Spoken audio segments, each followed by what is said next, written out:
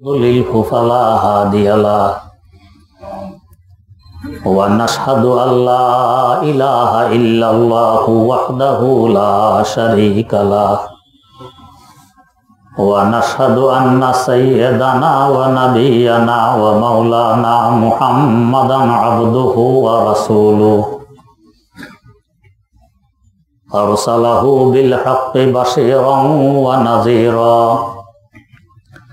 وداعيا إلى الله بإذنه وسراجا منيرا صلى الله تعالى عليه وعلى آله وأصحابه وسلم تسليما كثيرا أما بعد فأعوذ بالله من الشيطان الرجيم بسم الله الرحمن الرحيم قال رسول الله صلى الله عليه وسلم إن في الجسد لمضغة إذا صلحت صلح الجسد كله وإذا فسدت فسد الجسد كله ألا وهي القلب أو كما قال عليه الصلاة والسلام আমাদের দেহে কতগুলো অঙ্গ আছে। এই অঙ্গগুলো 4 ভাগে বিভক্ত। 1 নম্বর, দেহের মধ্যবর্তী স্থানে বাস করে, একে বলা হয় হার্ট, একে বলা হয় কলব, একে বলা হয় দিল। 2 নম্বর, দেহের উপরের অংশে বাস করে, চোখ, কান, নাক, জিহ্বা, ব্রেন ইত্যাদি। 3 নম্বর, দেহের যে কোনো জায়গায় বাস করুক না কেন, এদের রোগ নিচের দিকে থাকে, যেমন হাত, পা, হাত নিচের দিকে ঝুলে থাকে, পাও নিচের দিকে। 4 নম্বর, যে অঙ্গের ভিতরে থাকে ময়লা পায়খানা, এটা থাকে পেটের নিচের অংশে লুকিয়ে।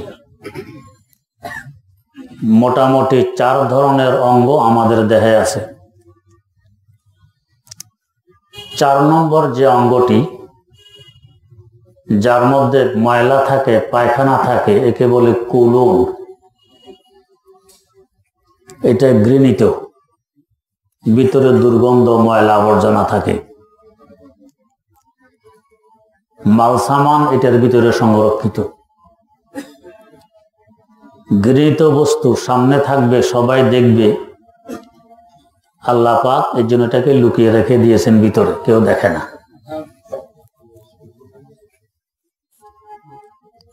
এটা যদি সুস্থ থাকে তো দেহের অন্যান্য অঙ্গগুলোও সুস্থ থাকে। এই সুস্থ থাকার জন্য প্রথম শর্ত, এর ভিতরে যে ময়লা আবর্জনা থাকে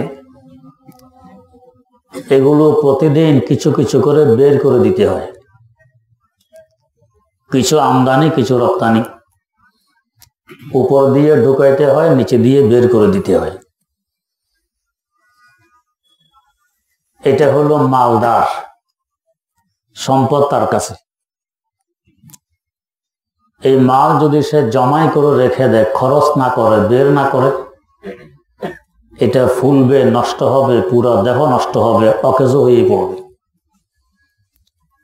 আবার ভিতরে যে ময়লা আবর্জনা আছে সব যদি বের করে ফেলে দেওয়া হয়, তাও এটাও বাঁচবো না, দেহও বাঁচবে না।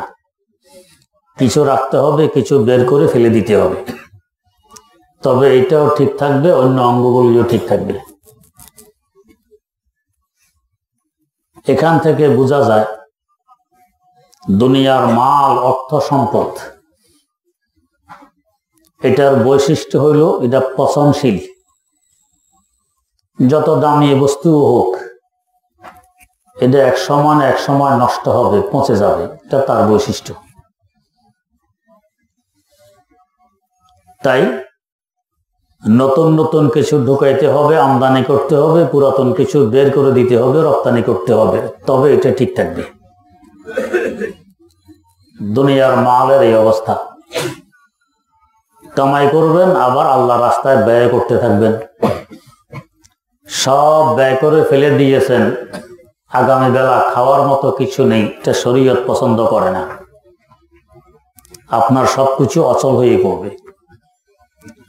আবার ব্যয় একেবারে বন্ধ করে দিয়েছেন, সম্পদ অর্জন করতেছেন, সব জমা করে রেখে দিচ্ছেন, এটাও নষ্ট হবে, আপনাকে পেরেশান করে ছাড়বে।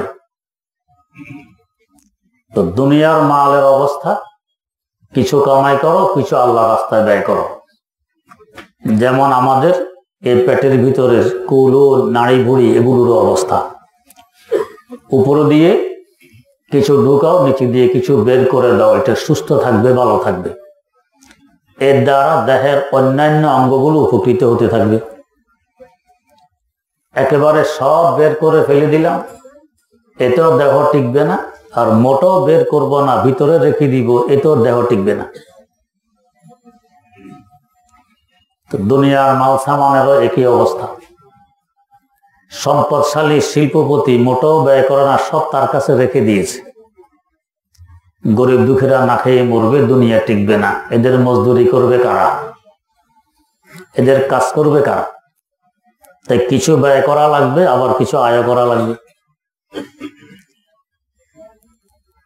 2 নম্বর অঙ্গ, যার রোখ নিচের দিকে, এগুলো হলো কর্মচারী। হাত বলেন, পা বলেন, এরা কর্মচারী। কার কর্মচারী? দেহের মধ্যবর্তী স্থানে যে অঙ্গটি লুকিয়ে আছে, কলব, হার্ট, দিল, ওইটার।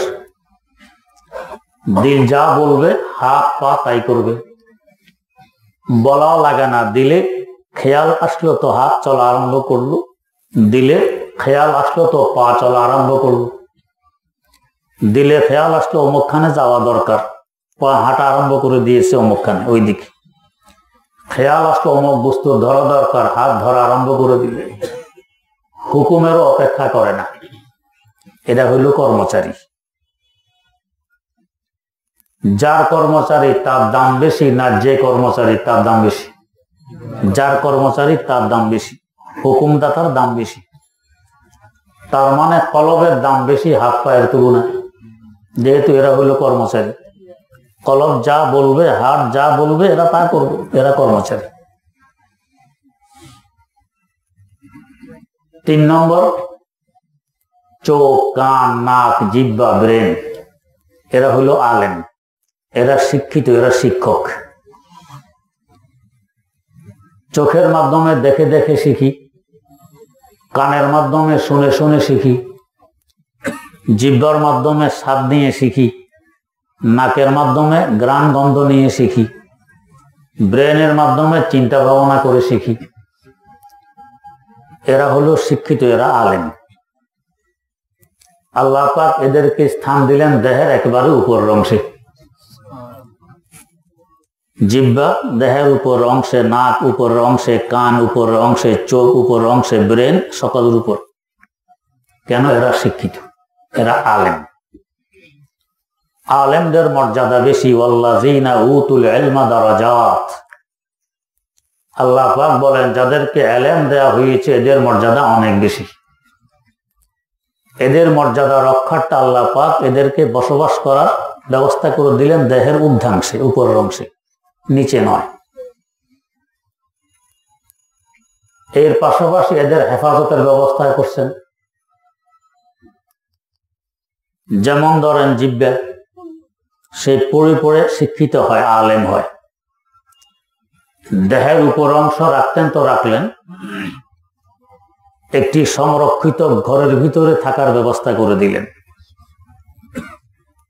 আমাদের মুখগহ্বর সংরক্ষিত একটি ঘর দিলেন তো দিলেন। এর পাশাপাশি এই জিহ্বা নামক আলেমের পাহারাদারের জন্য চতুর্দিকে 32 জন পুলিশ দাঁড় করায় রেখে দিয়েছেন। এদেরকে আমরা দাঁত বলি। যদি এই পুলিশ ঠিকভাবে ব্যারিকেড দেয়, দাঁতের সাথে দাঁত মিলিয়ে রাখুন, কারো বাপের ক্ষমতা আছে জিহ্বা পর্যন্ত পৌঁছবে, আক্রমণ করবে পারবে না। বড় মজবুত পুলিশ দাঁড় করায় রেখে দিয়েছেন। এরপরেও যে ঘরে জিহ্বা বসবাস করে ওই ঘরে গেটের ব্যবস্থা রাখছেন দুইটি ঠোঁট। দুই ঠোঁট যদি আপনি মিলাই রাখুন, বাতাস ঢুকারও ছিদ্র নেই। এই হেফাজত, এই সংরক্ষণ কেন? সে একজন আলেম, আলেমের মর্যাদা বেশি। এরপরেও যখন আমরা ঘুমাই, অচেতন থাকি, কারো কারো অভ্যাস হা করে ঘুমাই, এই সুযোগে চাইলে ইঁদুর ভিতরে ঢুকতে পারে, তেলাপোকা ঢুকতে পারে, টিকটিকি ঢুকতে পারে, পিপিলিকা ঢুকতে পারে, আরো কত পোকামাকড় ঢুকতে পারে। কিন্তু আজ পর্যন্ত না শুনেছেন, না কোথাও পত্র পত্রিকায় দেখেছেন যে অমক ঘুমন্ত ব্যক্তির ঘুমন্ত অবস্থায় মুখের ভিতর দিয়ে পেটের ভিতরে ইঁদুর ঢুকে গেছে, তেলাপোকা ঢুকে গেছে, টিকটিকি ঢুকে গেছে। শোনেন নাই, দেখেনও নাই। সুযোগ তো আছে, কেন এরা ঢুকলো না? আল্লাহ পাক ঘরের দুয়ারে ফেরেশতা পাহারাদার বসায় রেখে দিয়েছেন। এদেরকে ইসলামের পরিভাষায় বলে হাফাজা, পাহারাদার, সংরক্ষক। ভিতরে জিহ্বা নামক আলেম অবস্থান করতেছে। যদিও দুয়ার জানালা খোলা, এই ইঁদুর, টিকটিকি, তেলাপোকা, পিপিলিকা, অন্যান্য পোকামাকড় ঢুকতে পারে। ও ফেরেশতারা, তোমরা পাহারাদারি করো, এদেরকে ঢুকতে দিবে না। কেন? এটা আলেমের ইজ্জত। নামাজে যখন আমরা সালাম ফিরাই, কি নিয়তে সালাম ফিরাবো?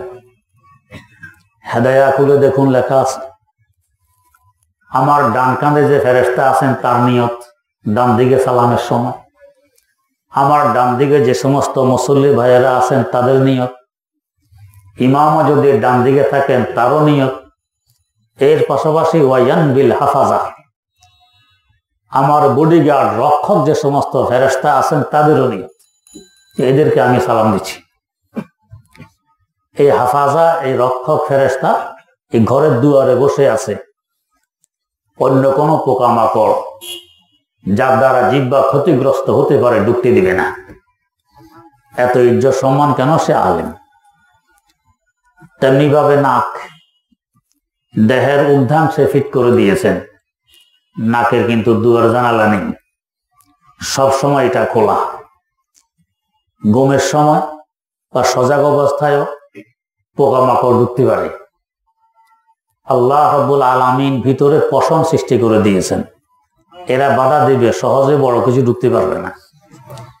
এর পাশাপাশি নাকের ভিতর রেখে দিয়েছেন ভিজা, ধুলাবালি ইত্যাদি ঢুকতে চাইলেও ভিজার মধ্যে আটক হয়ে পড়বে, একেবারে ভিতরে ঢুকতে পারবে না। হেফাজত কেন? সে আলেম। এর সাথে নাক উপরের দিকে উঁচু, পাহাড়ের নেয়। কেন? আলেমের মর্যাদা সবার উপরে উঁচু, তাই উঁচু করে রেখে দিয়েছে। 3 নম্বরে কান, সে শুনে শুনে আলেম হয়, তাই কানকে আল্লাহ পাক ফিট করে দিলেন দেহের ঊর্ধ্বাংশে। চাইলে নিচেও তো দিতে পারতেন, দেন নেই। কেন? সে আলেম।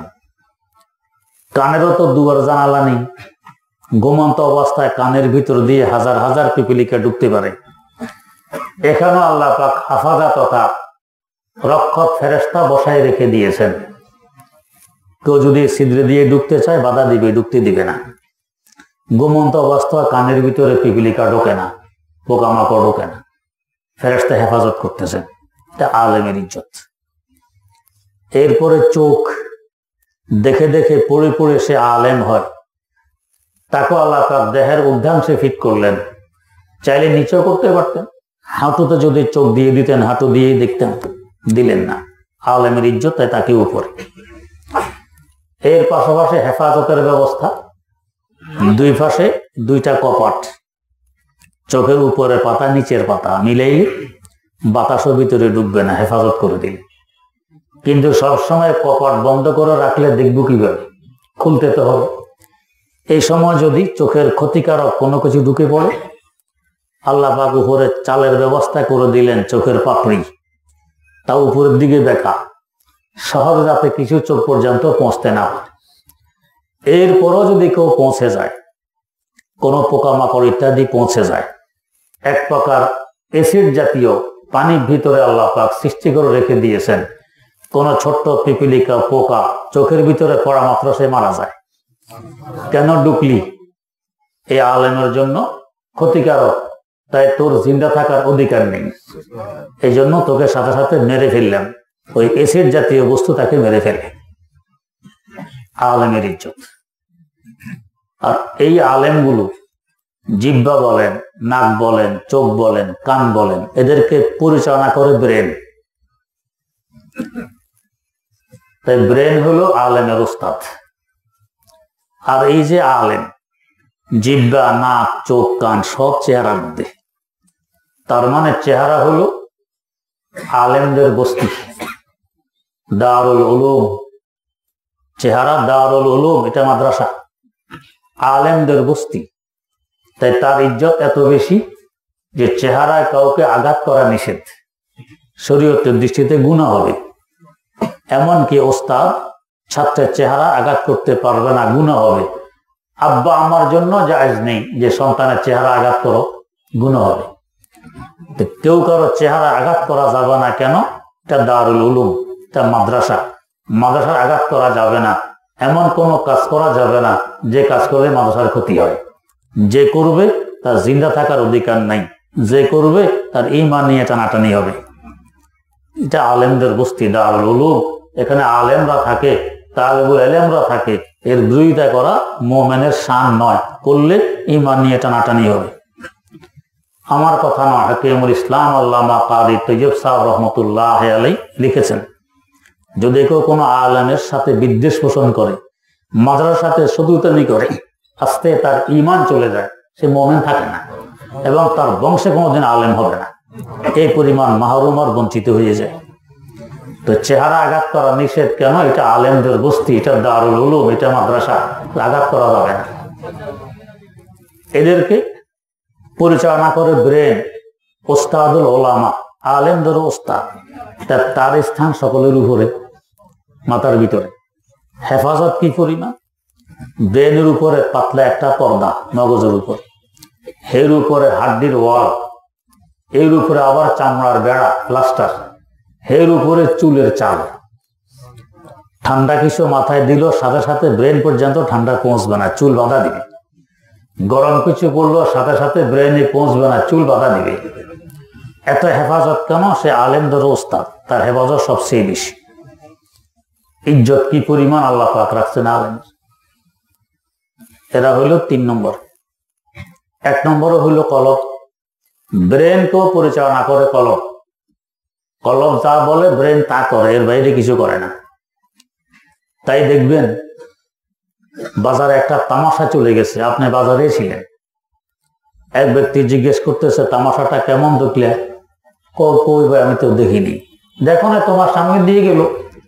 ও, আমার মন অন্যখানে ছিল, মন এদিকে ছিল না। এই মন মানে আমার অন্তর, আমার কলব, আমার হার্ট, এটা অন্যখানে। তো হার্ট ব্রেনকে তামাশা দেখার জন্য ব্যবহার করেনি বিদায় ব্রেন এটা দেখতে পারেনি, চোখও দেখতে পারেনি, কানেও শুনতে পারেনি। এগুলো সব আনুগত্যশীল হইল কলবের, হার্টের। তার মানে কলবের মূল্য সবচেয়ে বেশি। তো এটাকে আল্লাহ পাক হেফাজত করছেন দেহের সিনার ভিতরে। সিনাকে আরবিতে বলে সদর।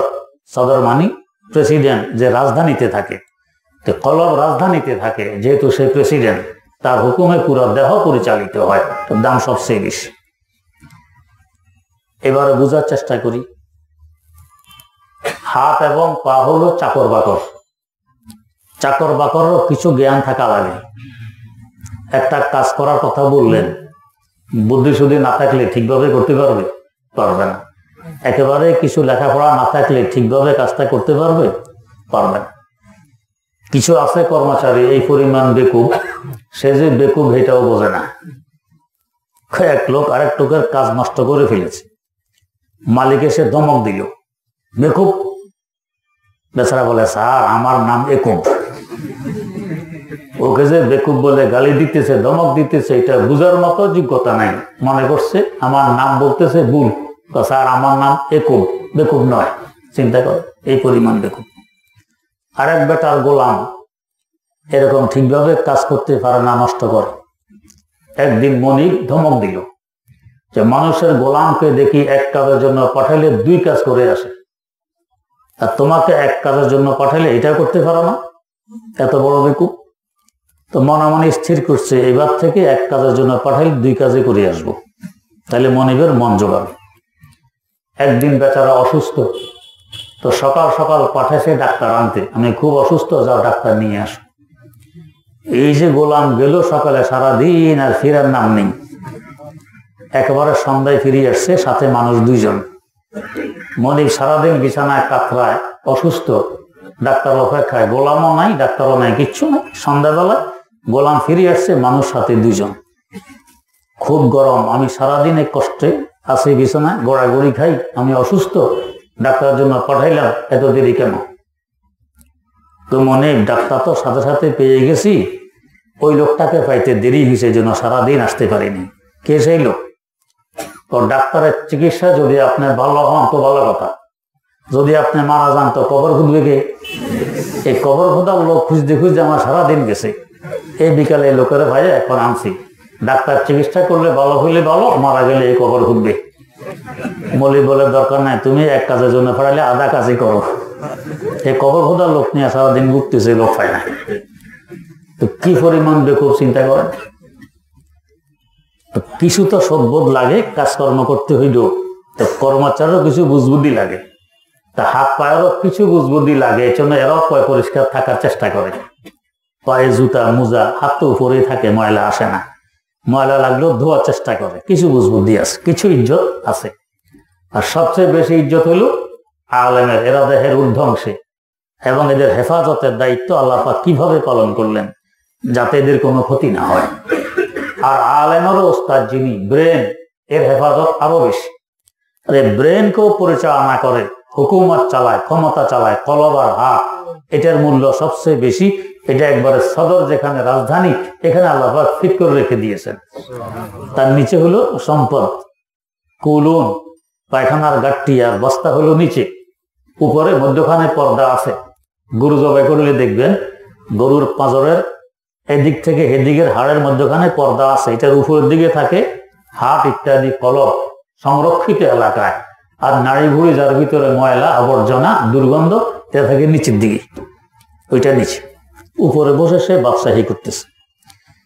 এই কলব যে বাদশা যদি দিনদার হয়, ভালো মানুষ হয়, তাহলে দেশ সুষ্ঠুভাবে পরিচালিত হয়।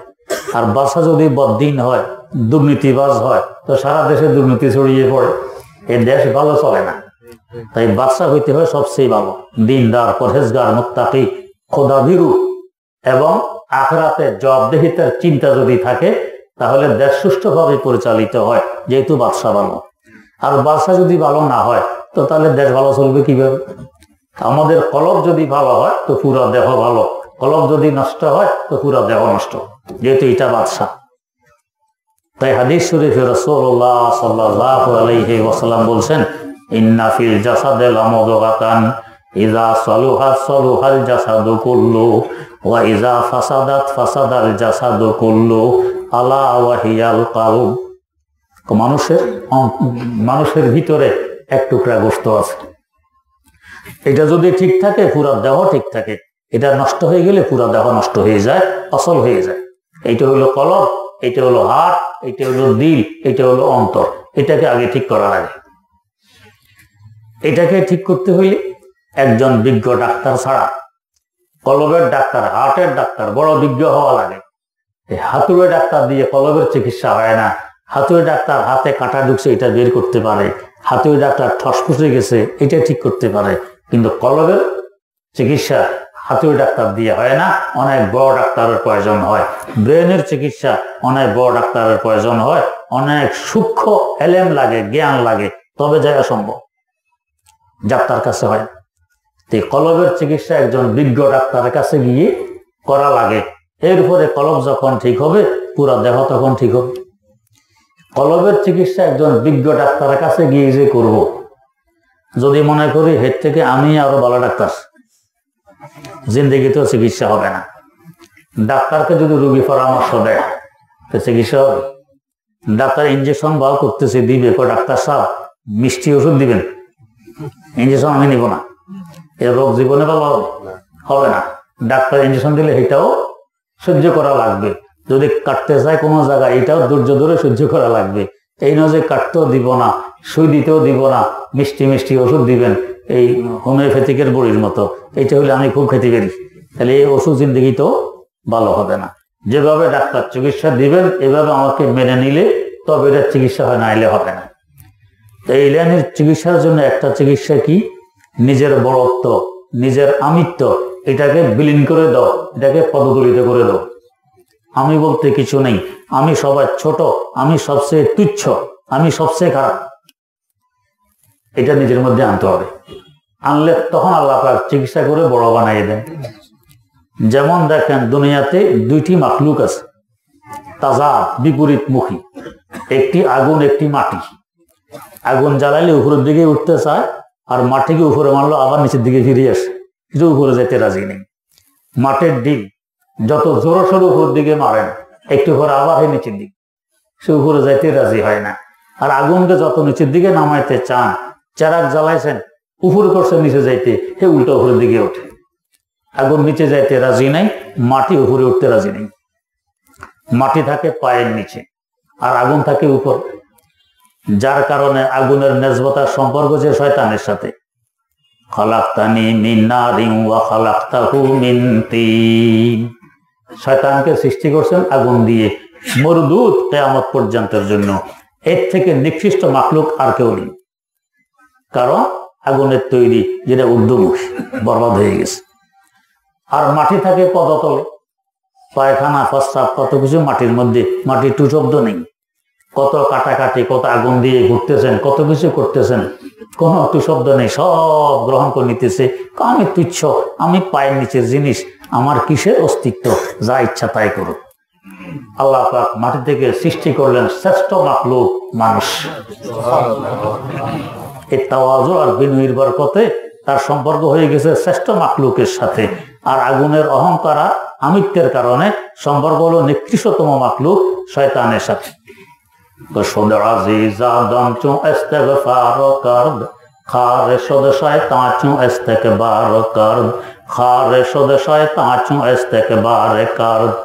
আদম আলাইহিস সালাম নিজকে আরো ছোট বানাইছেন, আল্লাহ আমি অপরাধ, রব্বানা যালামনা আনফুসানা, আল্লাহ আমার নফসের উপরে আমি জুলুম করেছি, দোষ আমার।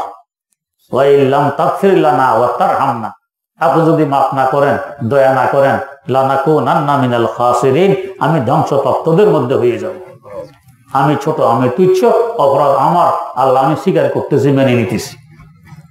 আল্লাহ পাকের পছন্দনীয় পয়গম্বর হয়ে গেছেন।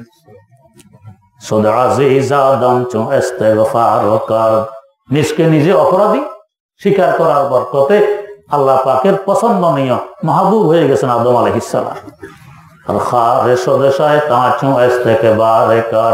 আর শয়তান যখন আমি বড়, আমি আগুনের সৃষ্টি, আমি থাকি উপরে, আমি কেন ওকে সেজদা দিব? মা পায়ের নিচের বস্তু বরবাদ হয়ে গেছে, ধ্বংস হয়ে গেছে। এই পায়ের নিচের মাটি যদি চায় না আমি উপরে উঠবো, দুলাবালা হইয়া বাতাসের সাথে উপরে ওড়ে। কারো মাথায় গিয়ে করছে দুলা, তো কি করে? 2 থাপ্পড় দিয়ে মাথা ঝেড়ে ফেলে।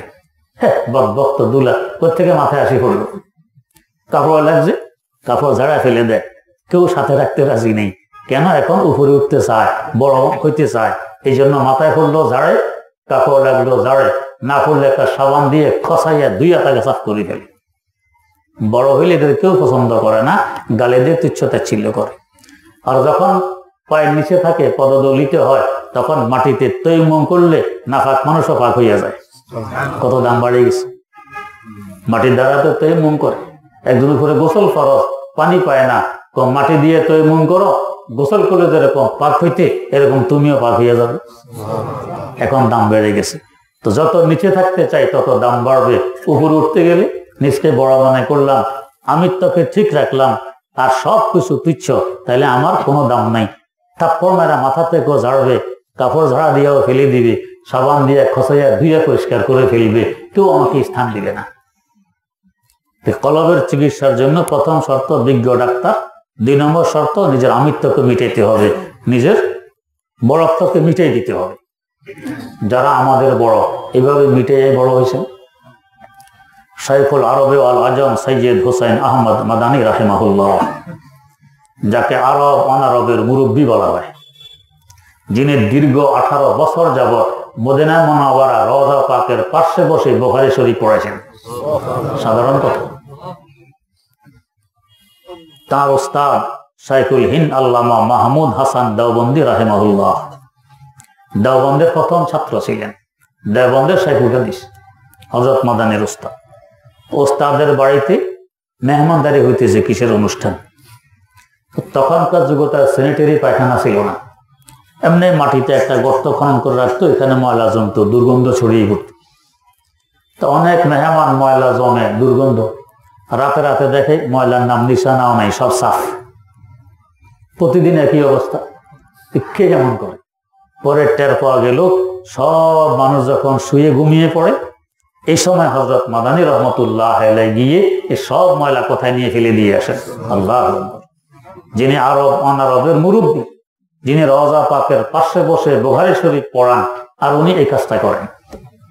এমনি তো বড় হন নাই, আরব অনারবের মুরব্বীতে এমনি হন। তার খলিফা ছিলেন আমার নানা জান আল্লামা দিলওয়ার হুসাইন রাহিমাহুল্লাহ, ওনার মুখে শুনেছি। তো আমরা সফর করতেছি রেলগাড়িতে, ব্রিটিশ আমলের কথা, এক ইংরেজ রেলগাড়ির টয়লেটে ঢুকেই বেরিয়ে আসছে, বড় গান্ডা, অপরিষ্কার। আমরাও শুনেছি। একটু পরেই দেখি হযরত শাইখ হোসেন আহমদ মাদানী রাহিমাহুল্লাহ ঢুকেছেন ওই টয়লেটে। কিছুক্ষণ পর বেরিয়ে এসে ওই ইংরেজকে বলতেছেন, খ্রিস্টান, মুসলমানও নয়, কই অপরিষ্কার, আপনি গিয়ে দেখুন, বড় পরিষ্কার।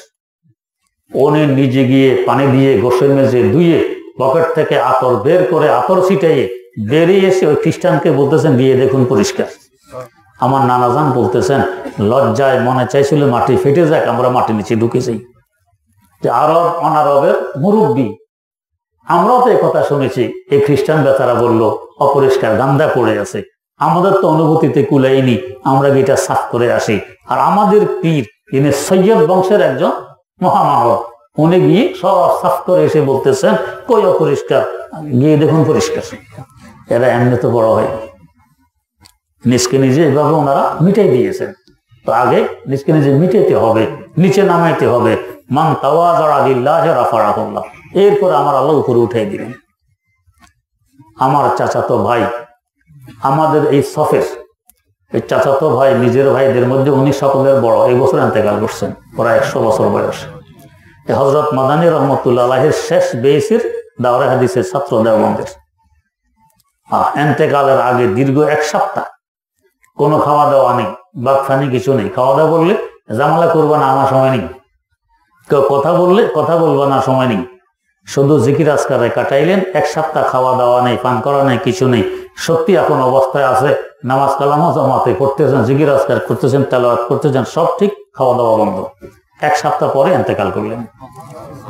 তো উনি যখন পড়েন আমাদের কুমিল্লা বট্টগ্রাম মাদ্রাসা, চিটাং যাইতে সুয়াগাজে একটা জায়গা আসে, কুমিল্লা পার হইলে এর থেকে ডান দিকে মাদ্রাসা, প্রায় 114 বছর বয়স এই মাদ্রাসা। এই মাদ্রাসার প্রথম যুগের ছাত্র ছিলেন আমার আব্বাজান রহমতুল্লাহ আলাইহি। তো আমার চাচাতো ভাই মাদ্রাসায় পড়তেন, ওইখানে একই অবস্থা, অনেক ছাত্র, ময়লা জমে তো দুর্গন্ধ ছড়িয়ে পড়ে। কিন্তু রাতে রাতে ময়লাকে সাফ করে ফেলে ময়লা থাকে না। এর মধ্যে একদিন তাহাজ্জুদের আগে ঘটনাক্রমে মাদ্রাসার প্রতিষ্ঠাতা মুহতামিম গেছেন পায়খানায়। গর্তের মধ্যে ময়লা পড়লে তো বোঝা যায় নিচে পড়তেছে। আজকে মনে হয় নিচে পড়তেছে না, উপরে কিসের মধ্যে পড়তেছে। এর মধ্যে একটু তো অন্ধকার, দেখে যে কি যেন নিচ থেকে সরে গেল। উনি চিনে ফেলছেন কে এই কাজটা করতেছে, চিনে ফেল। ওই মাদ্রাসার এক ওস্তাদ অসুস্থ, গুটি বসন্ত, মারা যায় অবস্থা। আগের যুগে গুটি বসন্ত হলে মানুষ বাঁচত না। এখনো কিছু মানুষ দেখবেন চেহারা গর্ত গর্ত দাগ হয়ে গেছে, এই গুটি বসন্ত। 2-4 জন বাঁচত না বাঁচত। তো মাদ্রাসায় খতম পড়ানো হইল ওস্তাদের। এরপর স্বপ্নে দেখানো হইল যে তোমাদের খতম কবুল হয়ে গেছে এই ছাত্রের বরকতে। যিনি ওই পায়খানা সাফ করেন তাহাজ্জুদের আগে আগে, ওই ছাত্রের বরকতে তোমাদের খতম কবুল হয়ে গেছে, ওস্তাদ সুস্থ হয়ে যাবেন, উনি গুটি বসন্তে মরবেন না। থেকে আসতে ওস্তাদ সুস্থ হয়ে গেছে। এত বড় হইলেন, কত বড়! যখন দেওবন্দি করতেন তিনি শুনেছেন যে আমি হেদায়া পড়ি, এরপরে মেশকাত, তারপরে দাওরা মাস্টার্স। হযরত মাদানী রাহিমাহুল্লাহ তাআলার সাথে আমার পরিচয় ছিল, যেহেতু এখনো হযরতের কাছে পড়ি না, হযরত শুধু দাওরায় পড়াইতেন। একদিন আমাকে ডাক দিলেন, বেটা এ ধরাও বাদ শোনো, বেটা এদিকে আসা কথা শোনো। আসলাম, আসার পরে বলতেছেন কি, तुम इस साल दावरा पढ़ लो, তুমি এবছর দাওরা পড়ো। বললাম হজরত मैंने तो मिशकात भी नहीं पढ़ी, हिदाया पढ़ रहा हूँ, दावरा कैसे पढ़ूं? হুজুর আমি তো এখনো মিশকাতে পড়িনি, ডিগ্রি পড়িনি, তো আমি মাস্টার্সে ভর্তি হই কিভাবে? আমি তো ইন্টারে আছি। হজরত বললেন, আরে ভাই মিশকাত बाद में पढ़ लेना, दावरा इस साल पढ़ लो, ডিগ্রি পরে পড়বা, মিশকাত পরে পড়বা, এবছর দাওরা পড়ে নাও, মাস্টার্স করে নাও। কি হযরত আমাকে কথা কেন বলতেছেন? কই যাক, দিলাম ইন্টারভিউ, টিকে গেলাম, দাখিলা হয়ে গেল, ভর্তি হয়ে গেল আমার দাওরা হাদিস। এই বছর হযরত মাদানীর শেষ দাওরা, এরপর আর পড়াতে পারেননি, ইন্তেকাল করে গেছেন। আমি যদি সিরিয়াল দিয়ে আসতাম তো হযরত মাদানীকে ওস্তাদ বানাইতে পারতাম না। সিরিয়াল ভঙ্গ করে আসাতে হযরত আমার ওস্তাদ হয়ে গেলেন। তো মাস্টার শেষ করার পরে আমি আবার ভর্তি হই মিশকাত, নিজের জমাতে ডিগ্রিতে, তো পরের বছর মিশকাত করছি। তো এই মকাম আল্লাহ পাক দান করছেন, বরকত কিসের? নিজকে আগে মিটেছেন। এই শত শত ছাত্রের ময়লা সব রাতের অন্ধকারে কোথায় দূরে নিয়ে ফেলে দিয়ে আসতেন, কেউ টের পেত না কে এই কাজটা করে। তো মাটি যতক্ষণ পদতলে থাকবে মাটির দাম বাড়ে, এই মাটির দ্বারা তেমন করলে পবিত্রতা অর্জন হয়। আর মাটি যখন উপরে ওঠে, ধুলাবালি হয়ে ওড়ে, তো মানুষ ঝেড়ে ফেলে দেয়, গালি দেয়, তখন তার দাম থাকে না, ইজ্জত থাকে না।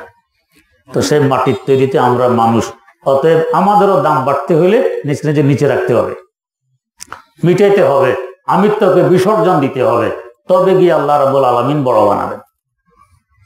যারাই বড় হয়েছেন এরা এভাবে নিজকে নিজে মিটাইয়া, নিজকে নিজে আমিত্বকে বিসর্জন দিয়া তারপরে বড় হয়েছেন। নিজকে বড় মনে করলে কেউ তাকে ভালো মনে করে না, আমার আল্লাহ ভালো মনে করেন না। আল্লাহ বলেন বড়ত্ব, আমিত্ব এটা আমার চাদর, এটা নিয়ে যদি ঘটানাটানি করে তাকে আমি বেইজ্জত করে দিই। আমি বড়, আমি সবকিছু, এই বেইজ্জত হয়ে যায়। আর যদি আমি ছোট, আমি তুচ্ছ, সব আমার থেকে ভালো, আল্লাহ পাক তাকে ইজ্জত দান করেন।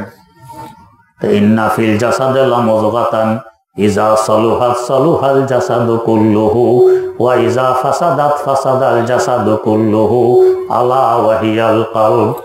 এ আমার দেহের রাজা, মধ্যবর্তী অঙ্গ, যেটা সংরক্ষিত এলাকায় বসবাস করে, কলব, এটাকে যদি ঠিক করতে পারি পুরা দেহ তখন ঠিক।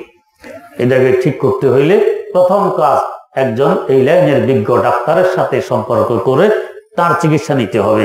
2 নম্বর কাজ নিজকে নিজে মিটিয়ে দিতে হবে। আমিত্বকে যে পর্যন্ত বিসর্জন দিতে না পারবো এ পর্যন্ত এটা ঠিক হবে না, চিকিৎসা হবে না। নিজে নিজে চিকিৎসা করতে চাইলে হিতে অনেক সময় বিপরীত হয়। আমার দাদা উস্তাদ মুফাসসিরে কোরআন ফকিহে মিল্লত আল্লামা মুফতি মোহাম্মদ শফি রহমতুল্লাহ আলাইহি দেখতেছেন মসজিদের সামনে যে মসজিদের জুতা, নামাজের ঘর দেখা যায় সব জুতা সোজা করে রেখে দেয়। আমরা না আমাদের দেশে জুতা নিয়ে মসজিদে ঢুকি, অন্য দেশে জুতা নিয়ে মসজিদে ঢুকে না। জুতা চোর অন্যখানে নাই, বুলেকেও নিয়ে গেলে নিয়ে যায়, কিন্তু ইচ্ছা করি চোর খুব কম। অন্য কোনো দেশে গেলে যখন দেখে জুতা নিয়ে মসজিদে ঢুকতেছি তো মানুষ বোঝে এটা বাংলাদেশি, জুতা নিয়ে কেন ঢোকে। অনেক মসজিদে বাধা দেয়, জুতা মসজিদে নিবেন কেন, ওইখানে ফিরে আসেন বাইরে, চুরি হবে না। আমাদের তো অভ্যাস হয়ে গেছে, ওই হজ করতে গেলে জুতা নিয়ে আমরা ভিতরে ঢুকি। অনেক মসজিদে বাধা দিছে আমাদের, ভিতরে নেন কেন, কে নিবে জুতা বাইরে থেকে? কেউ নেয় না।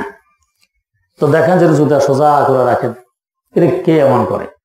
পরে একদিন দেখেন যে হুজুর এক মুরিদ কাজ করতেছে, ডাক দিয়ে খুব ডাকলেন, ইয়া বুজুর্গি দেখাও যে আমি কত বড় বুজুর্গ, মুসলিমদের জুতা সোজা করি এখন, আমি কত বিনয়ী, আমার মধ্যে নম্রতা কত বেশি, জুতা সোজা করি। এটার দ্বারা তোমার রোগ আরো বাড়তেছে, নিজকে বুজুর্গ মনে করতেছ, আল্লাহ আল্লাহ ভাবতেছ, বড় ভাবতেছ, জুতা সোজা করি। খবরদার আর কখনো জুতা সোজা করবে না, মানা করে দিলেন। আর এদিকে আরেক মুরিদ হুজুর আমার মধ্যে বড় অহংকার, অহমিকা, তাকাব্বুর, মনে হয় যেন আমি ভালো, আমি বড়, বাকি সব তুচ্ছ। হুজুর বললেন তুমি আজকে থেকে মসজিদে জুতা সোজা করে দিবে। তাহলে একজনের জন্য জুতা সোজা করা রোগ আরো বাড়ে, আরেকজনের জন্য রোগের চিকিৎসা হয়। এটা কে বুঝবে? বিজ্ঞ ডাক্তার বুঝবে, এটা অন্যরা বুঝবে না, অন্যরা বুঝবে না। তো নিজকে নিজে মিটাইতে হবে। কি পরিমাণ মিটাইছেন আল্লাহ। একদিন এক ব্যক্তি যাইতেছেন মুফতি শফি রহমতুল্লাহ আলাইহির সামনে দিয়ে, তো জিজ্ঞেস করছেন ভাই কই যাও? পরিচিত মানুষ। তো হযরত থানবীর দরবারে যাই। কি জন্য? যখন হযরত থানবীর দরবারে বসি তো মনে হয় আমার থেকে কম দামি, আমার থেকে তুচ্ছ দুনিয়াতে আর কিছু নেই। মুফতি শফি রহমতুল্লাহ বলতেছেন তাহলে আমিও যাই, আমারও তো এই অবস্থাই হয়। फिर मैं भी चलता हूं, मेरा भी तो यही हाल होता है। দুইজন যাওয়ার পথে হযরত খাজা আজিজুল হাসান মজজুব রাহিমাহুল্লাহ তাআলার সাথে সাক্ষাৎ। উনি জিজ্ঞেস করতেছেন ভাই তুম দোনো কেদর যা রহে হো? তোমরা দুজন কই যাও? তো হযরতের কাছে যাই। কি জন্য? এই কথা জিজ্ঞেস করতে যে হযরতের দরবারে বসলে মনে হয় আমাদের থেকে কম দামি, তুচ্ছ আর কোনো মাখলুক দুনিয়াতে নেই। এমন মনে হওয়াটা ঠিক নাকি ঠিক নয় জানতে চাই। তো খাজা আজিজুল হাসান মজজুব এক সময় ডিপ্টি কালেক্টর ছিলেন। উনি বললেন ফির मैं भी चलता हूं, मेरा भी तो यही हाल होता है। তাহলে চলো আমিও যাই, আমারও তো এই অবস্থাই হয়। তিনজন হইল। তিনজন হযরতের খেদমতে গিয়ে আরজ করলেন হযরত যখন আপনার দরবারে বসি তো মনে হয় আমাদের থেকে তুচ্ছ দুনিয়াতে আর কেউ নেই, কম দামি আর কোনো মাখলুক নেই, সব আমাদের থেকে দামি। এটা এমন মনে হওয়া ঠিক নাকি ঠিক নয়? যাকে জিজ্ঞেস করতে গেলেন তিনি বলতেছেন ভাই ক্যা করো, মেরা ভি তো এই হাল হতা হয়। আল্লাহু আকবার। কি বলবো, আমার তো এই অবস্থায় হয়, আমার থেকে কম দামি, আমার থেকে তুচ্ছ দুনিয়াতে আর কিছু নেই। এমনি তো থানবী হননি, সারা দুনিয়াব্যাপী তার শোহরত, তার প্রসিদ্ধি এমনি তো লাভ হয়। তা আমি আমাকে যত মিটাইতে পারবো তত আল্লাহ পাক বড় বানাই দিবেন। তো এই লাইনের প্রথম কাজ হবে আমার কলবকে যদি আমি বিশুদ্ধ বানাতে চাই, একজন বিজ্ঞ ডাক্তার, এই লাইনের ডাক্তারের শরণাপন্ন হইতে হবে। ২ নম্বর কাজ নিজের আমিত্বকে বিসর্জন দিতে হবে, মিটাইতে হবে। তবে সহজে আমার কলব সংশোধন হবে। এটা ঠিক হইলে পুরা দেহ ঠিক, তখন হাত থেকে নাজায়েজ কাজ বের হবে না, পা থেকে নাজায়েজ কাজ বের হবে না, চোখ থেকে নাজায়েজ কাজ বের হবে না, কান থেকে নাজায়েজ কাজ বের হবে না। চোখে নাজায়েজ কাজ অস্থির ছবি দেখতেছি, উল্টা পাল্টা দেখতেছি, কানে নাজায়েজ কাজ গান বাদ্য শুনতেছি, জবান নাজায়েজ কাজ গালিগুলুজ করতেছি, অশ্লীল ভাষা ব্যবহার করতেছি, এই নাজায়েজ কাজগুলো হবে না যদি আমার কলব ঠিক থাকে। ব্রেনে নাজায়েজ কাজ উল্টা পাল্টা চিন্তা ফিকির করতেছি, এগুলো কিছুই হবে না যদি আমার কলব ঠিক থাকে। যার কলব ঠিক তো দেখবেন তার এগুলি সব ঠিক, আর কলব নষ্ট এগুলি সব নষ্ট। কেন? দেশ পরিচালনা যার দায়িত্বে, প্রেসিডেন্ট নষ্ট হয়ে গেছে, যে পরিচালনা করে সেই নষ্ট হয়ে গেছে, তো দেশ ভালো হবে কোথেকে? আল্লাহ রাব্বুল আলামিন আমাদেরকে সহি বুঝে আমাদের এই কলবকে বিশুদ্ধ বানাইয়ে উভয় জাহানে ধন্য হওয়ার তৌফিক দান করুন। সুবহানাল্লাহি ওয়া বিহামদি, সুবহানাকাল্লাহুম্মা ওয়া বিহামদিক, আশহাদু আল্লা ইলাহা ইল্লা আনতা, আস্তাগফিরুকা ওয়া আতুবু ইলাইক।